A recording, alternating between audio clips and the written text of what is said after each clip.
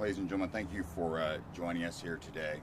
Want to take a few moments to provide an update for you as much as we can relative to the investigation from yesterday's shooting at Boise Town Mall. So what I want to convey to you is that we have been working with our local, state, and federal partners throughout the course of the night to process the crime scenes both outside of the mall as well as inside the mall. Earlier today, we were able to release the mall back to mall management's control. They're working and coordinating how to return the property of anybody who may be a victim as they fled, any property that may have been left behind. Decisions on when the mall will reopen is entirely up to the management, and those questions should be addressed to them. Right now, we've collected a variety of evidence. As many of you know, the coroner announced recently that our shooter, Jacob Bergquist, in this incident has passed away from his injuries. We've been conducting investigations related to Mr. Bergquist, looking at any social media information, any other evidence that we may have, anything to help us understand motivation. We've been working with our partners at the local, state, and federal level to conduct interviews of people who knew him to try and understand anything that we can about why this event happened and why it happened at the location it did. We're still very early on in that investigation, and there's not much information that I can share relative to that. Some of you are probably aware that we did conduct a search warrant at a location on North Fry that is related to this investigation, although the evidence taken from that location is still being processed at this time, and there's really not a lot that I can provide in addition to that, other than that we have taken items of interest from that location. I am sad to say that we have two victims that have passed away in this incident. I know that the coroner's office has released their names, and my hearts go out to the families of Joe Acker and Roberto Padilla. I can only imagine the grief that the family is going through and the unexpected nature of this tragedy. My heart goes out to any of those that were directly affected and the family members of those directly affected or injured in yesterday's events, as well as to the community at large as we struggle with this traumatic event that's occurred here. I know that we provided in the press release a timeline that essentially walks you through the events as we understand them at this time.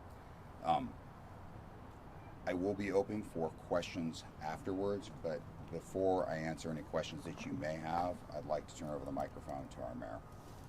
Madam Mayor.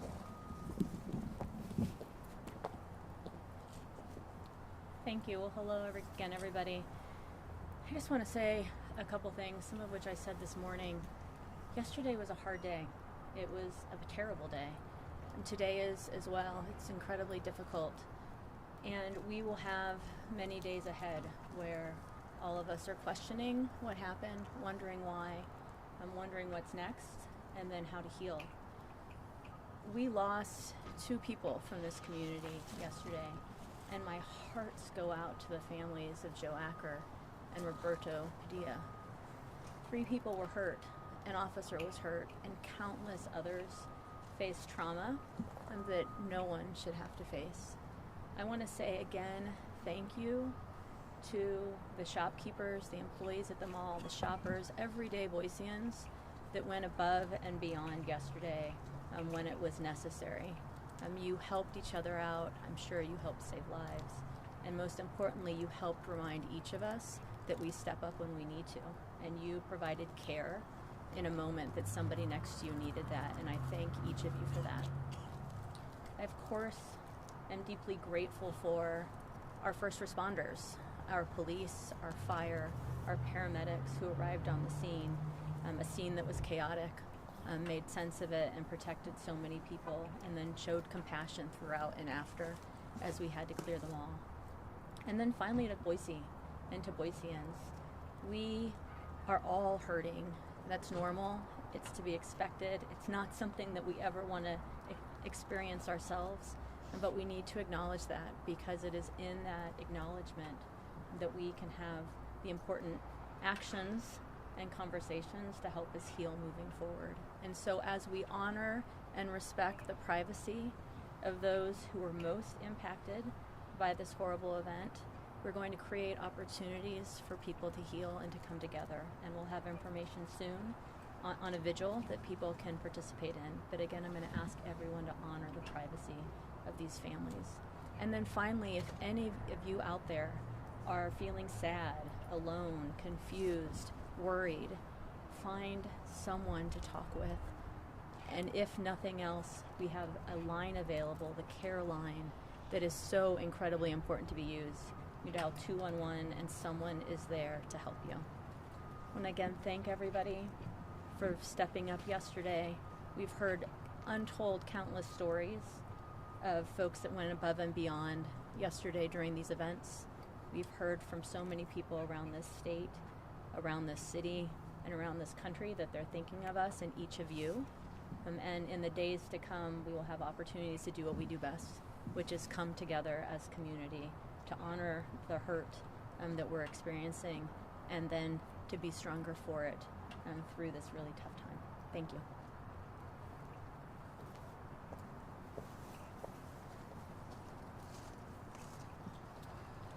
I'd open the floor for questions. Sir in the red tie. How long do the police intend to remain at the Boise Town Square location? So we will have an enhanced police presence there for the foreseeable future out of the public's concern. For obvious security reasons, I'm not going to talk about what that security footprint is, but there will be a noticeable visible presence. We'll determine at what time it seems best for us to start to draw back that presence.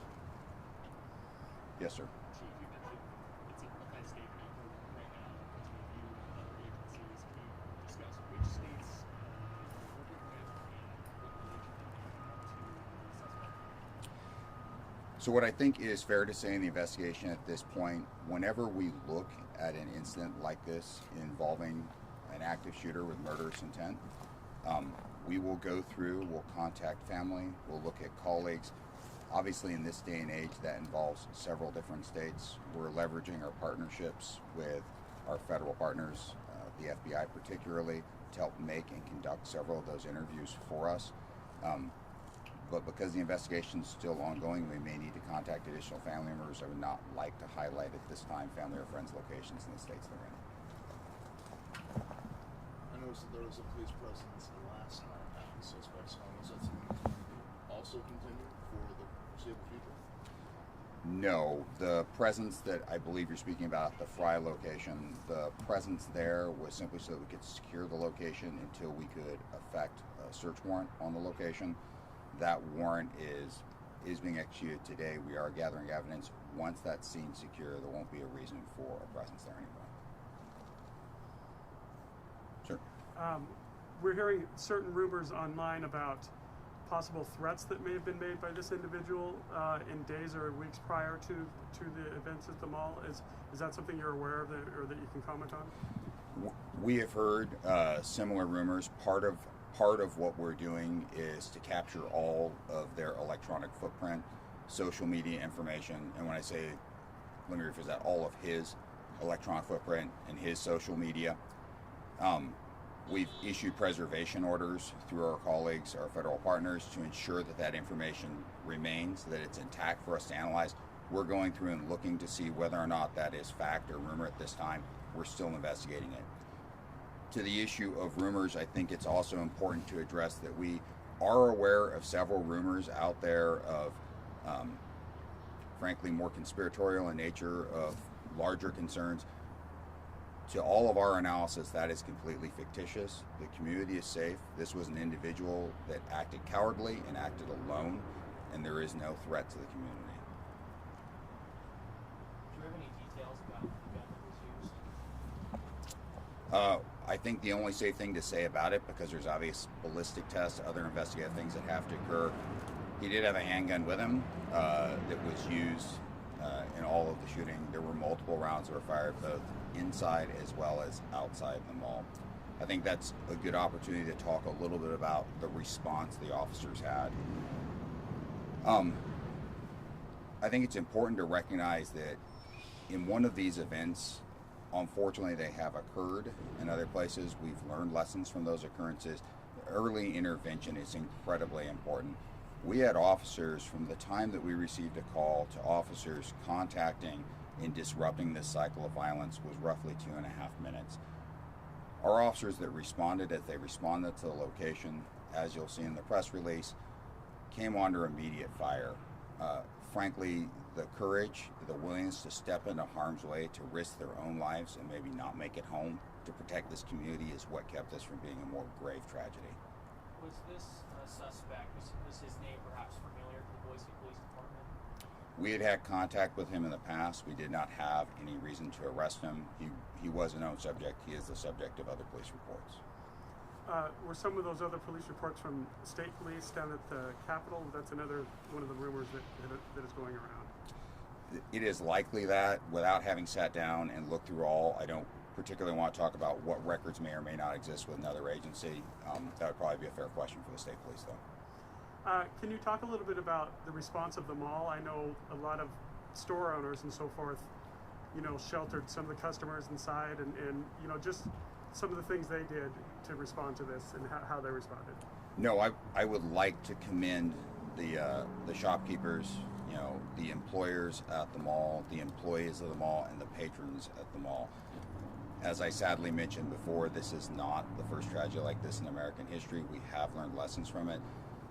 I'm sure that there will be lessons learned from this, but at first glance, when we look at this event, those at the mall responded admirably and did quickly what we have learned is best practice. They quickly ushered those patrons that were in their locations to back rooms. They closed and sheltered and secured so that they became inaccessible and minimized the risk of being victims. Other patrons inside the mall that recognized that they could quickly find avenues of egress self-evacuated out of the mall. I think it's important to mention that as we sit down and we talk about the number of injuries that we have, the numbers that the police department is citing are those that we know of that are captured in criminal reports at this time. It's highly likely, as you talk to our healthcare providers, that number could change, because it's very probable that as people self-evacuated, running for their lives, frankly, many of them probably sustained injuries, or required treatment for those injuries. We'll be connecting with them. Not only are they victims from the community sense, but in many cases they're also going to be victims of crimes, and that's part of the overall investigation that we have to continue to build out. You mentioned that the suspect passed away. Was it ultimately a self-inflicted gunshot wound to the head? There's still ballistic tests that need to be done, as well as a coroner's final determination. That's not really appropriate for me to weigh in on what the cause of death is. That is the coroner's domain. Going back to the weapons, do you know if they were obtained legally?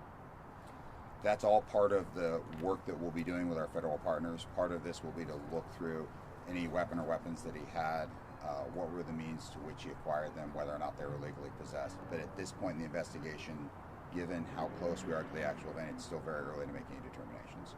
Do you know with the 68-year-old woman who's on the walkway, was that fire from officers, or was that from the suspect? We're still working through all that determination. That's part of an OIS investigation from the Meridian Police Department.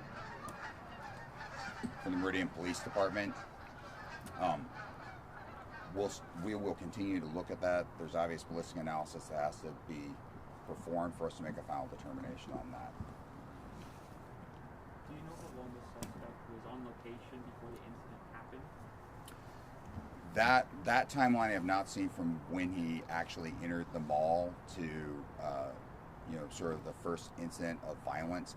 What I will say is that the time frame from when he decided to engage in homicidal violence to when the police responded and interrupted him is an incredibly short timeline.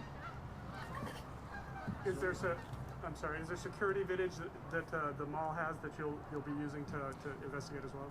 We're working with both the mall as well as the individual stores in there to capture any video footage as well as any video footage from the outside. We have set up, and we'll make sure that you have the information, the ability for members of the public that may have captured video. In this day and age, almost everybody has a camera with them. We want to capture as much evidence as we can to thoroughly and accurately process this thing.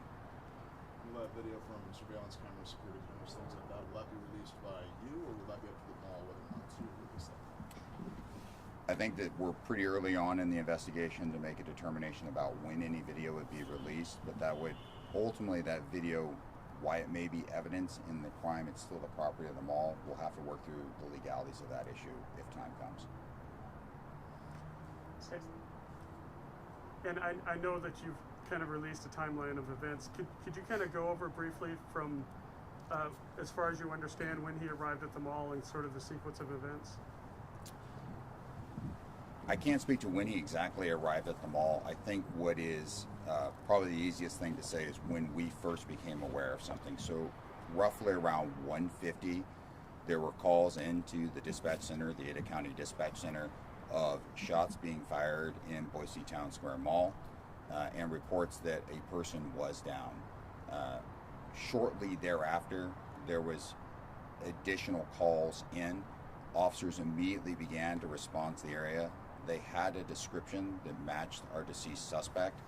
They had a description that was broadcast very early on. And again, within about 2 to 2.5 minutes, we have an officer that spots the individual matching that description.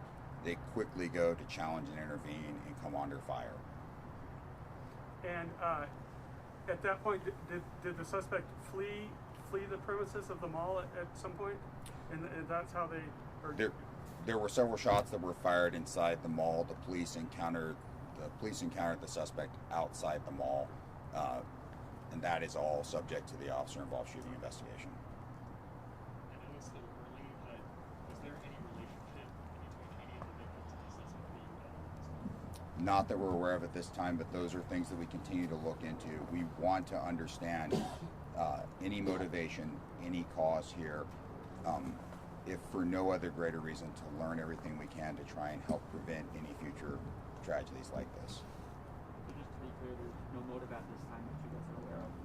We're still working to determine that. In terms of the shots that were shot at the, I think the release said at the floor. You mean like at the floor, actually, the literal floor? I'm sorry, you're just with the mask. It's kind of hard to hear you. With the in the release, it mentioned the shots that were shot at the floor. Does that mean like the floor or like throughout the floor, or like actually down at the ground?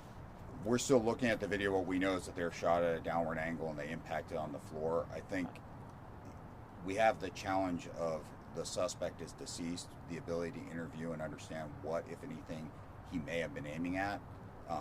We're going to have to work very carefully to repiece things through both video imagery and ballistics to determine if there was anything that was intentionally being aimed at. Did the suspect work at the mall, or do you know if he had any relationship with the employees that were there? We do not believe that he had any employment history with the mall. He was a subject that was known to the mall. He had frequented it before. Mall security had contacted him on past occasions. About what exactly? Other instances that had occurred at the mall. I think I have time maybe for one more question.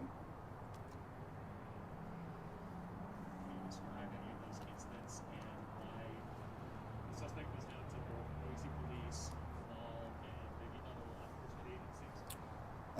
They were generally what could be categorized as disorderly conduct sort of calls in nature, trespass calls in nature for sort of disruptive behavior. That would be appropriate to categorize what the mall, how the mall viewed their interactions with them, as well as previous police contacts. Thank you very much for your time in coming out today. Thank you. Thank you.